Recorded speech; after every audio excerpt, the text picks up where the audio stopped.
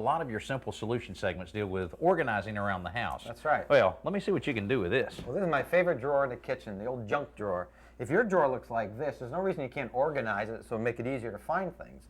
Now, they make ready-made organizers you can buy at a hardware store or at a home center, but I'll show how to make a divider using wooden lath, make it really easy to organize any junk drawer.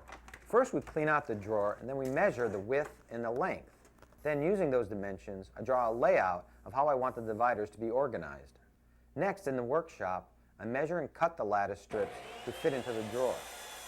Then, I lay them out to match the drawing and mark each intersection to be cut half the depth of the lattice, which in this case is 7/8 inch, and the full thickness of the lattice, which is 5/16 inch thick.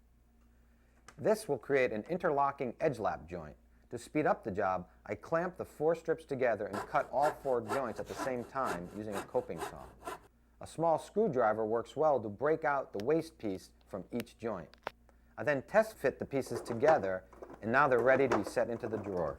Well, Joe, how did everything work out? I think it worked out well. What do you think? Now, a lot more organized than it was before. Yeah, I like it particularly for batteries. It makes it easy to find the batteries because we have a single compartment here. The only thing I couldn't fit was this hammer, but because the dividers are shallow, you can put it in top and still close the drawer. That's great. Well, my house is next.